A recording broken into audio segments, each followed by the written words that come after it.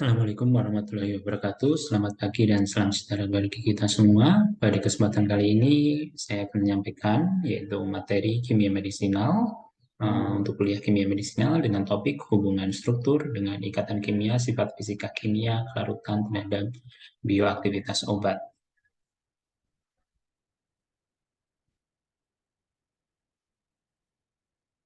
Nah, yang pertama kita bahas dulu mengenai hubungan struktur dengan ikatan kimia terhadap bioaktivitas obat. Oke, yang pertama kita ketahui aktivitas antara obat dengan reseptor itu melibatkan berbagai macam jenis ikatan. Nah, ikatan tersebut antara lain ada ikatan kovalen, ikatan ion, kemudian ikatan ion dipol, kemudian ada ikatan hidrogen, kemudian ada ikatan van der Waals, ikatan hidrofob, serta di mana ikatan-ikatan tersebut itu melibatkan berbagai transfer muatan. Nah, kita akan bahas satu persatu mengenai jenis-jenis ikatan yang terlibat dalam aktivitas antara obat dengan reseptor yang ada di dalam tubuh. Oke, sebagai pendahuluan, kita ketahui bersama bahwa respon biologis merupakan akibat interaksi molekul obat dengan gugus fungsional molekul reseptor. Nah, interaksi ini berlangsung karena kekuatan ikatan kimia tertentu, di mana ikatan antara obat dengan reseptor ini bersifat reversible, di mana obat akan segera meninggalkan reseptor jika kadar obat dalam cairan luar sel ini lebih kecil daripada yang ada di dalam sel. Nah, kemudian interaksi ikatan kimia obat reseptor ini merupakan gabungan dari beberapa ikatan yang lemah, sehingga akan menghasilkan total ikatan yang kuat dan stabil. Nah, contohnya adalah ketika pengaplikasian obat anti kanker. Begitu. Nah, berikutnya ini jenis-jenis tipe ikatan kimia. Yang pertama yaitu ikatan kovalen, di mana kekuatannya ini adalah sekitar 40 sampai 140 kilokalori per mol, di mana ikatan kovalen ini terjadi antara pemakaian elektron bersama, pasangan elektron bersama antara suatu atom dengan atom yang lain dalam suatu molekul tersebut. Contohnya di sini misalkan saya punya struktur senyawa propana, ini golongan alkana, di mana atom C1 dengan atom C yang lain ini berikatan yang biasanya disimbolkan dengan sebuah garis, di mana garis tersebut mencerminkan adalah ikatan antara dua buah elektron, yaitu satu elektron dari atom C dan satu elektron dari atom C yang lain yang saling berikatan. Nah, ini sebenarnya kalau garis lurus itu berarti di situ ada dua buah elektron yang dipakai ikatan bersama-sama. Nah, inilah yang disebut sebagai ikatan kovalen. Kemudian yang kedua itu ada ikatan ion-ion, yaitu ikatan yang saling memperkuat. Nah, contohnya yang ion-ion, tentu kalau kalian perhatikan ikatan ion itu berarti ikatan antara kation dengan anion. Contohnya ini, nah di sebelah senyawa seperti yang di sebelah kanan ini ada muatan positif dan ini ada muatan negatif. Berarti ini adalah ikatan ion-ion.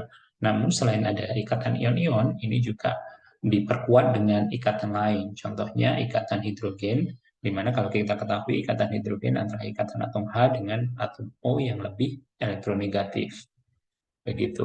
Kemudian ada yang ketiga, ada ikatan ion, yaitu antara kation dengan anion. Nah, contohnya berarti ada muatan positif dengan muatan negatif, jika berdekatan akan saling berinteraksi membentuk ikatan ion. Kemudian ada ikatan hidrogen, yaitu kita ketahui bahwa ikatan hidrogen dari sisi kimia, kita ketahui bahwa ikatan yang terjadi antara atom H dengan atom yang elektronegatifannya lebih tinggi, yaitu seperti O, atom O, N, ataupun F. Nah, contohnya di sini. Ini misalkan ada atom O, dia berdekatan dengan atom H, dia dapat berinteraksi membentuk ikatan hidrogen. Kemudian ada ikatan ion dan dipol. Berarti ikatan antara ion dan dipol. Kita tahu tadi, ion adalah atom yang bermuatan. Misalkan ini ada kation berikatan dengan dipol. Nah, dipolnya ini dilihat dari mana?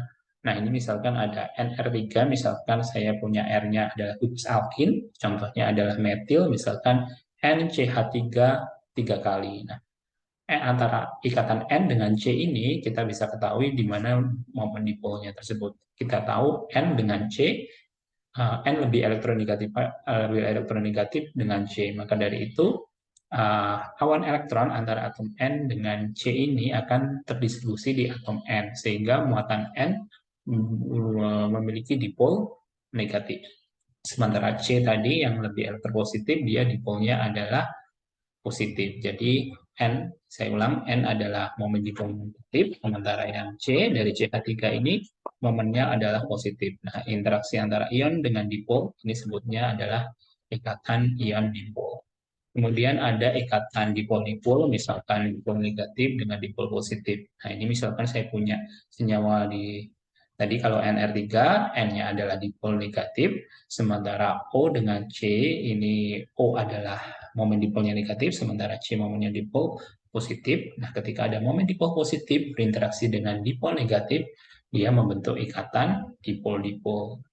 Kemudian ada transfer muatan. Nah, ini transfer muatan, ini berarti ada pasangan elektron bebas yang ditransfer untuk membentuk ikatan. Misalkan ini uh, ikatan antara atom H dengan ikatan rangkap dari gugus alkena. Kita tahu bahwa alkena, seperti yang saya sampaikan tadi, kalau ada garis, itu berarti secara otomatis kalian paham bahwa itu adalah pasangan elektron yang dipakai berikatan. Nah, pasangan elektron yang ini, yang salah satunya karena rangkap, yang satu masih bisa dipakai berikatan, yang satunya ini disumbangkan untuk berikatan dengan atom dari molekul air, sehingga ini adanya transfer muatan, yaitu pasangan elektron tadi.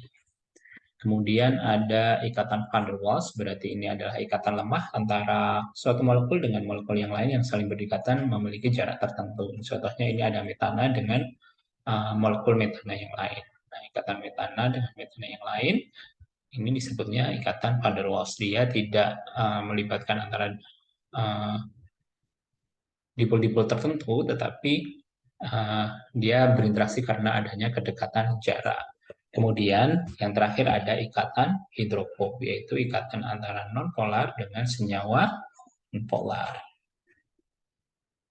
Nah, kita bahas dulu mengenai ikatan kovalen. Nah, ikatan kovalen adalah ikatan yang terjadi antara dua atom yang saling menggunakan sepasang elektron secara bersama-sama, di mana ikatan kimia paling kuat rata-rata kekuatannya adalah 1000 kilokalori atau per mol. Kemudian pada suhu normal, ikatan ini bersifat irreversibel dan hanya dapat pecah atau diputus bila ada pengaruh katalisator atau enzim tertentu. Di mana ikatan antara obat dengan reseptor ini melalui ikatan kovalen menghasilkan kompleks yang cukup stabil begitu. Nah, contohnya ini ada nitrogen mustard, di mana merupakan senyawa pengalkilasi yang umumnya digunakan sebagai obat anti kanker. Contohnya ada mecloretamin, ada chlorambucil, ada siklofosfamid, dan tiotepa. Di mana mekanisme kerjanya, yang pertama yaitu senyawa nitrogen mustard ini melepaskan ion Cl membentuk kation antara yang tidak stabil, kemudian membentuk ion karbanium yang reaktif, di mana ion ini bereaksi melalui reaksi alkilasi dengan gugus pendonor elektron, yaitu misalkan gugus karboksil, fosfat, sulfihidril pada asam amino atau asam nukleat dan protein dari reseptor. Nah, ini berikut adalah mekanisme reaksinya, di mana yang pertama, mecloretamin ini melepaskan ion Cl-, kemudian membentuk etilen ion imonium 1, ini disebut senyawa antara yang tidak stabil. Kemudian karena muatannya tidak stabil, dia muatannya berpindah ke bagian ujung. Ini disebutnya ion imonium reaktif 1. Nah, ketika sudah kehilangan atom Cl, otomatis ditinggalkan atom Cl, otomatis dia bermuatan positif. Ketika dia bertemu dengan gugus fungsional dari reseptor atau protein ataupun asam nukleat tadi, dia bereaksi membentuk reaksi alkilasi, yaitu reaksi penambahan gugus alkil dari asam nukleat, protein ataupun gugus fungsional tadi, yaitu R. Nah, ketika bereaksi alkilasi, tentunya gugus Cl-nya tadi digantikan oleh gugus alkil. Begitu seterusnya untuk tahap berikutnya, Cl yang sisi yang satunya dia juga mengalami pelepasan, dia akan mengalami reaksi alkilasi. Yang pertama ia membentuk ion imonium yang tidak stabil, kemudian bereaksi alkilasi, sehingga pada akhirnya dua-duanya gugus alkil yang semula Cl ini sudah digantikan dengan gugus yang dua-duanya Cl ini sudah digantikan dengan dua gugus alkil, yaitu R dan R aksen. R dan R aksen ini dapat berupa gugus karboksil, asam aminoprotein, atau gugus fosfat dan adenil asam nukleat. Nah, ini saya jelaskan bahwa R ini adalah gugus fungsional dari protein reseptor. Kemudian yang B, contohnya adalah turunan antibiotik dari beta-lactam. Nah, ini merupakan turunan penisilin dan cephalosporin. Ini mengandung cincin beta-lactam. Ini merupakan pengasuh kuat dan memiliki sensitivitas yang tinggi terhadap gugus aminoserin protein, di mana ini dikatalisis oleh enzim transpeptidase pada tahap akhir sintesis dinding sel bakteri. Kemudian dinding sel bakteri melemah, kemudian lisis, dan pada akhirnya mati. Tuh. Kemudian ikatan ion. Nah, tadi sudah ikatan kovalent, sekarang ikatan ion, yaitu di mana ikatan ini ada ikatan ion saling memperkuat. Nah, contohnya kalau ikatan ion kita sering ketahui bersama, misalkan antara kation Na plus dengan Cl minus. Nah, ini membentuk ikatan namanya ion antara kation dengan anion, di mana ikatan ini terjadi dari gaya tarik-menarik elektrostatik antara ion-ion yang muatannya berlawanan. Nah, contohnya interaksi antara anion dari protein sel bakteri dengan obat yang mengandung kation, kemudian diperkuat dengan ikatan hidrogen. Nah, contohnya ini ada anion dari sel bakteri yang bermuatan negatif, kemudian ada kation obat yang bermuatan positif, sehingga membentuk garam yang stabil. Nah, ini ada ikatan, selain ada ikatan ion antara ion negatif dengan ion positif, juga diperkuat oleh ikatan hidrogen, yaitu ikatan atom H dengan atom O. Ini juga ada atom H dengan atom O, begitu. Nah, contohnya ikatan ion interaksi antara obat dengan reseptor yaitu antibiotik golongan akridin. Antibiotik ini pada pH 7,3 pada suhu 30 derajat Celcius, akridin terdapat dalam bentuk terionisasi sebanyak 60%, sehingga dia aktif sebagai antibiotik. Di mana penambahan substituen amin ini ada C4, C9, dan C3 meningkatkan aktivitas. Nah, kita lihat strukturnya dari umum akridin. C ini ada posisi C nomor 3, kemudian C nomor 4, dan C nomor 9. Nah, kita tahu bersama kalau ada senyawa siklik, ada ikatan rangkap, otomatis kalian paham bahwa tiap-tiap sudut ini mewakili atom C, di mana setiap atom C dia berikatan dengan atom H. Jadi sebenarnya di nomor 1, 2, dan seterusnya pada 9 ini ada ikatannya dengan atom H. Nah, misalkan ini apabila substituen N-amin, gugus NH2-nya disubstitusi pada posisi C nomor 4. Nah, ini dapat membentuk ikatan hidrogen di dalam molekul tersebut disebut intramolekul. Kemudian misalkan gugus amin ini disubstitusi pada N nomor 9, ini dapat membentuk kation positif karena dia di mana ikatan rangkap pada nomor 9 ini antara nomor 9 dengan yang di sini, atom C yang di sini dia ikatan rangkap di mana pasangan elektron bebas, pasangan elektron tadi yang dipakai berikatan, dia dipakai disumbangkan untuk berikatan dengan atom N di sini. Sehingga dua elektronnya yang dipakai berikatan disumbangkan untuk berikatan dengan atom N, berpindah untuk dipakai berikatan dengan atom N, sehingga atom N-nya di sini sebenarnya atom N karena dia kelebihan elektron, kekurangan elektron, sehingga muatannya dia positif.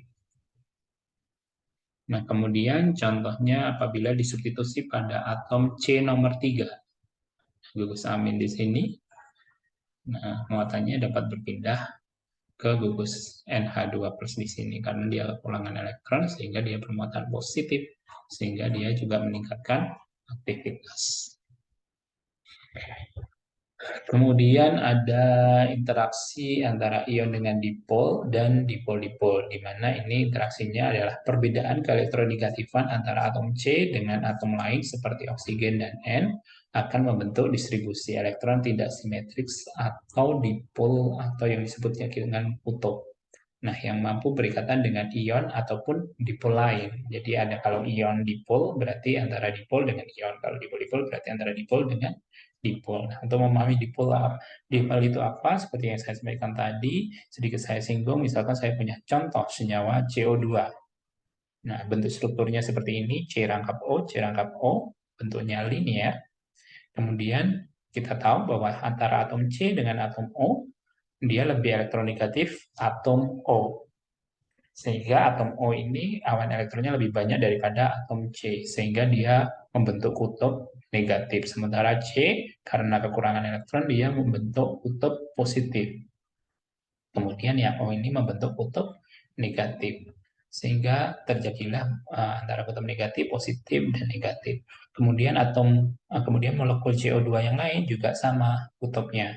Nah, ketika ada kutub yang di C ini adalah kutub positif, sementara di atom O adalah kutub negatif, dia dapat saling berinteraksi. Nah, interaksinya ini disebut sebagai dipol-dipol. Begitu. Nah, gugus-gugus yang mempunyai fungsi dipol itu antara lain ada karbonil, karena antara atom C dengan O ada perbedaan keelektronegatifan. Begitu juga untuk senyawa ester yaitu RCOR, kemudian ada amida RCO, NHR, kemudian ada ether yaitu ROR atau COC, kemudian ada nitril berarti berdekatan antara C dengan NO2. Nah, contohnya untuk ikatan ion dipol ataupun dipol-dipol ini ada pada senyawa turunan metazon, di mana ini merupakan suatu obat sebagai analgesik atau anti nyeri, di mana strukturnya mengandung N, basa, dan karbonil C rangkap O, di mana larutan ini membentuk siklik akibat daya tarik menarik dipol-dipol. Di dalam bentuk siklik, senyawa berinteraksi dengan reseptor analgesik. Nah, bila gugus C rangkap O ini dihilangkan atau diganti, maka aktivitas analgesiknya senyawa akan hilang. Kemudian karena daya tarik menarik antara dipol-dipol ini sudah tidak ada, kemampuan membentuk siklik juga akan hilang. Kemudian senyawa ini tidak aktif berinteraksi dengan reseptor, sehingga obatnya mengalami penurunan bioaktivitasnya. Nah, ini kita tahu C dipolnya positif atau membentuk kutub positif, sementara yang bagian O ini ada kutub negatif, sehingga dia berinteraksinya adalah dipol-dipol. Kemudian dipol ini juga dapat berinteraksi dengan N di sini. N di sini kita tahu N-nya adalah dipolnya negatif. Jadi dipol negatif dengan dipol positif dapat saling berinteraksi membentuk ikatan dipol-dipol sehingga dia dapat membentuk sikliks. Nah, ini dapat membentuk cincin. Nah, cincinnya ini disebut sebagai siklik. Kemudian berikutnya ikatan hidrogen. Ya, ini ikatan antara atom H dengan atom lain yang bersifat elektronegatif dan mempunyai sepasang elektron bebas. Contohnya ada O, N, dan F. Nah, macam-macam ikatan itu ada hidrogen intramolekul dan hidrogen intermolekul. Nah, kita akan bahas satu persatu. Yang pertama, pengaruh ikatan hidrogen, di mana ikatan hidrogen ini mempengaruhi sifat kimia dari senyawa obat. Contohnya titik dapat mengalami perubahan titik didih, kemudian titik leburnya, kemudian kelarutan dalam air, kemampuan membentuk helat, kemudian keasaman, dan pada akhirnya dia akan mempengaruhi aktivitas atau bioaktivitas yang ada di dalam tubuh. Nah, contohnya ini interaksi antara obat turunan dari pirazolon, di mana ikatan intermolekul akan hidrogen intermolekul ini akan menyebabkan perubahan sifat fisika kimia, yaitu terjadi kenaikan titik lebur, kemudian kelarutannya dalam pelarut nonpolar, kemudian sukar menembus BBB atau blood-brain barrier, dan pada akhirnya tidak menimbulkan efek analgesik. Nah, kita lihat dulu dari strukturnya. Nah, ini ada turunan senyawa pirazolon. Dia punya gugus hidrogen NH. Nah, di mana NH hidrogen ini dipakai untuk berikatan dengan atom yang elektronegativitasnya lebih tinggi, sehingga dia membentuk ikatan hidrogen intermolekul. Berarti antara molekul satu dengan molekul yang lain. Ini namanya ikatan hidrogen intermolekul. Kemudian apabila posisi metil atau gugus metil pada N2 atau yang tadi semula dia adalah atom H, kemudian disubstitusi, kita modifikasi strukturnya, disubstitusi dengan gugus metil atau CH3, maka ikatan hidrogennya menjadi hilang karena sudah tidak ada lagi atom H-nya, sehingga mengakibatkan tenaga ikat antar molekul menjadi lemah, yaitu ikatan intermolekulnya melemah, kemudian titik leburnya mengalami penurunan, kelarutannya dalam kekarunan polar semakin naik, sehingga mudah menembus brain barrier, blood-brain barrier tadi atau pembuluh darah mikro di sistem saraf pusat ini, sehingga pada akhirnya akan menimbulkan efek analgesik. Jadi kalau senyawa murninya, dia justru tidak menimbulkan efek analgesik, tapi ketika kita modifikasi strukturnya di mana gugus H gantikan dengan gugus metil, dia akan menimbulkan efek analgesik. Oke, berikutnya contoh 2 yaitu turunan asam hidroksibenzoat. Ini data yang diperoleh bahwa senyawa ini dia mempunyai pKa 3, kemudian dapat membentuk ikatan hidrogen intramolekulnya, di mana ketika membentuk ikatan hidrogen tentunya akan mengalami perubahan sifat fisika kimianya, yaitu kelarutannya dalam air menurun, kemudian koefisien partisi antara benzen dengan air yaitu 300 kali akan meningkat dibandingkan asam para hidroksi benzoat, sehingga mudah menembus brain blood barrier tadi sehingga timbul efek analgesik. Nah, intramolekulnya itu berarti interaksi masih dalam molekul tersebut. Kita lihat strukturnya di sini.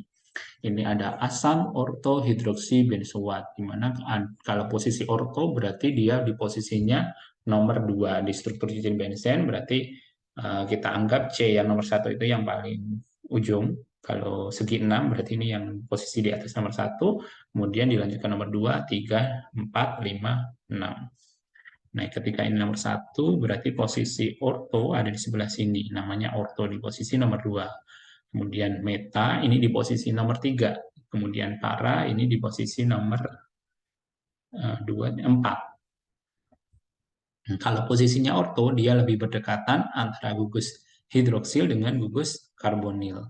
Nah, atom H dari gugus hidroksil ini dapat berinteraksi dengan atom O dari gugus karbonil membentuk ikatan hidrogen karena jaraknya berdekatan.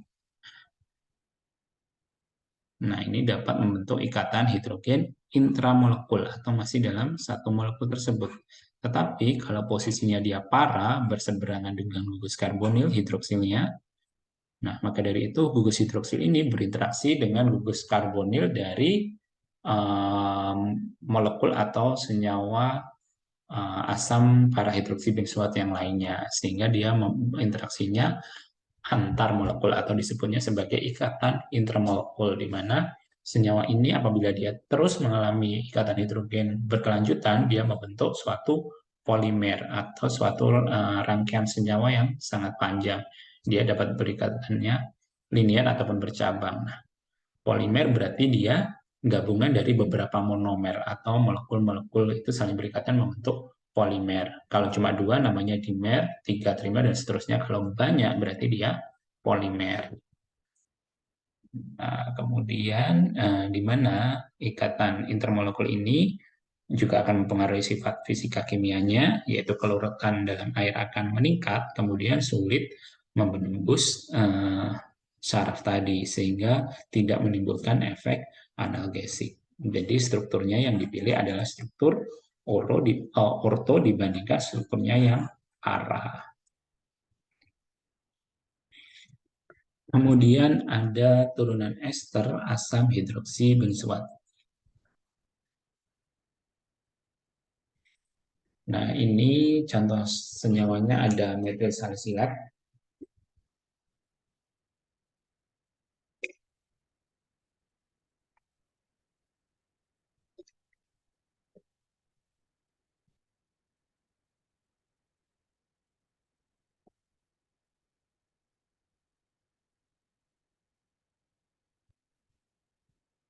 Di mana metil salisilat ini untuk melting ester dari ortohidroksi benzoat, dia membentuk ikatan hidrogen atau ikatan intramolekul di mana gugus hidroksil fenol terlindung sehingga menimbulkan efek antibakterinya menjadi lemah.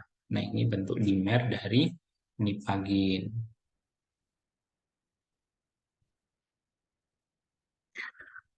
Kemudian apabila metil ester parahidrogen benzoat atau disebut sebagai nipagin, dia interaksinya intermolekul, dia malah berfungsi sebagai antibakteri karena gugus hidroksilnya dia masih dalam keadaan bebas.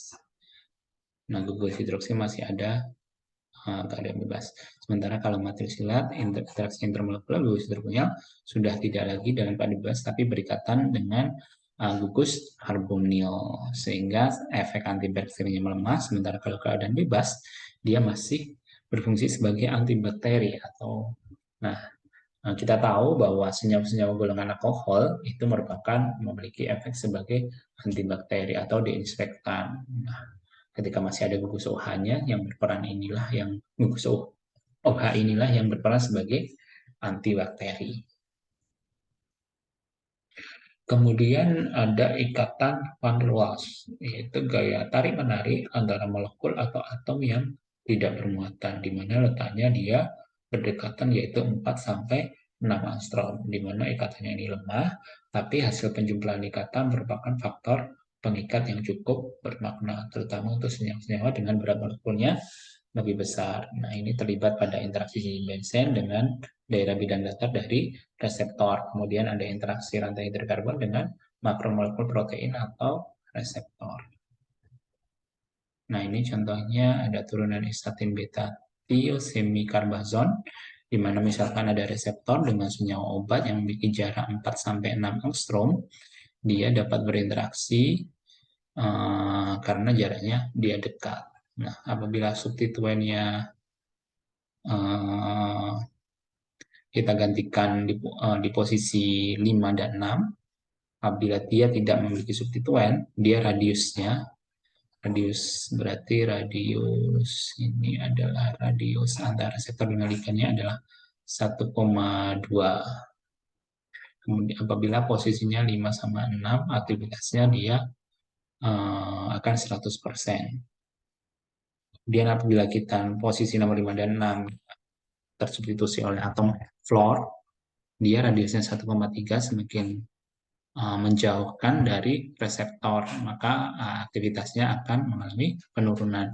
Apabila digantikan dengan shell, dia malah semakin menjauh lagi, radiusnya semakin menjauh, kemudian aktivitasnya akan mengalami penurunan. Apabila BR, ini juga makin jauh lagi, aktivitasnya mengalami penurunan. Kemudian ada gugus metil, dia mulai penurunan, tetapi pada iodin ini ada sedikit peningkatan, tapi tetap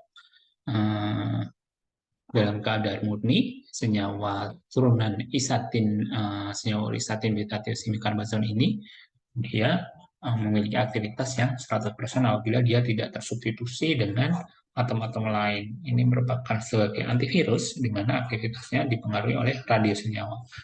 Radiusnya semakin besar, maka aktivitasnya semakin menurun.